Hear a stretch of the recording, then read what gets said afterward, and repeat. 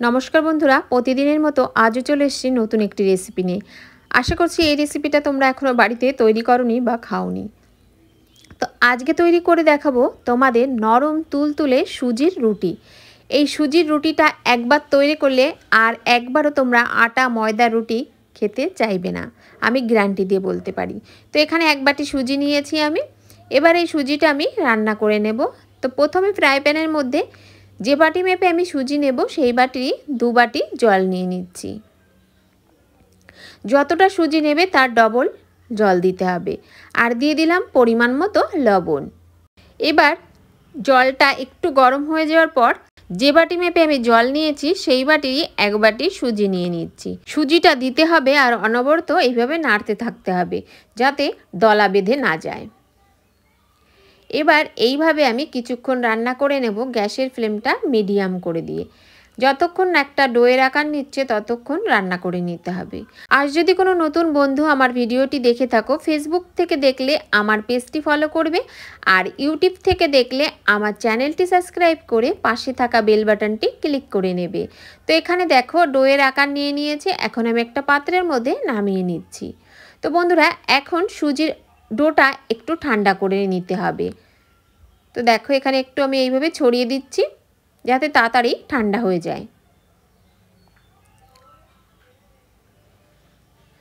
এখানে দেখো আমি ঠান্ডা হয়ে যাওয়ার পর একটু হাত দিয়ে তোমাদের দেখিয়ে দিচ্ছি। ডোটা ঠিক এরকমভাবেই রান্না করে নিতে হবে। আর এখানে আমি কিছুটা পরিমাণে ময়দা নিয়েছি।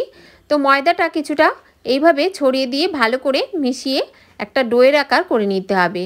তো এখানে আমি যে বাটি মেপে সুজি নিয়েছি সেই বাটির হাফ বাটির থেকেও অল্প ময়দা দিয়ে একটা ডো তৈরি করে নিচ্ছি। এই সুজির রুটিটা এতটা নরম তুলতুলে হয় তোমাদের বন্ধুরা বলে বোঝাতে পারবো না আমি। তো এখানে দেখো ডোটা ভালো করে আমি মেখে নিয়েছি। একদম এরকম নরমভাবে ডোটা মেখে নিতে হবে। এখন এই ডোর থেকে আমি অল্প অল্প করে কিছুটা নিয়ে লেচি কেটে নিচ্ছি। যেমন আমরা রুটি তৈরি করি ঠিক সেরকম সাইজেরই লেচিগুলো কেটে নিচ্ছি। একে একে আমি সব লেচিগুলো করে নিয়েছি। তো দেখো এখন এর থেকে একটা লেচি নিয়ে আমি রুটি তৈরি করে নেব। তো একটা লেচি নিয়ে নিয়েছি, কিছুটা ময়দা আমি ছড়িয়ে দিচ্ছি উপর দিয়ে।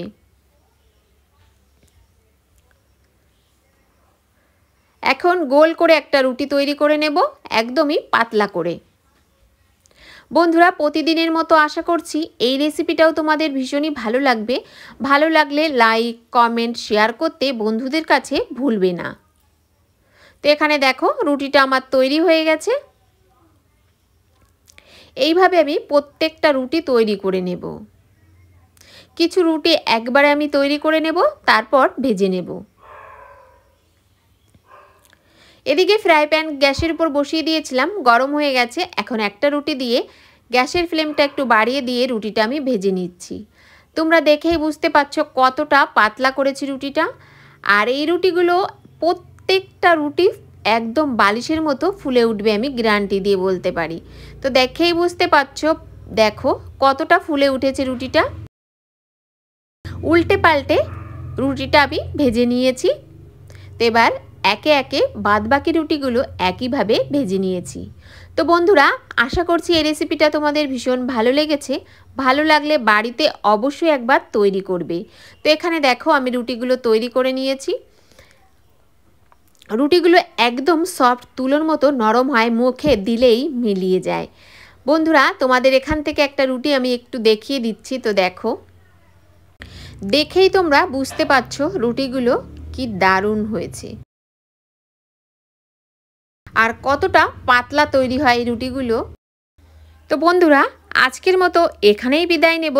দেখা হবে নতুন কোনো রেসিপি নিয়ে। ততক্ষণ ভালো থাকবে, সুস্থ থাকবে।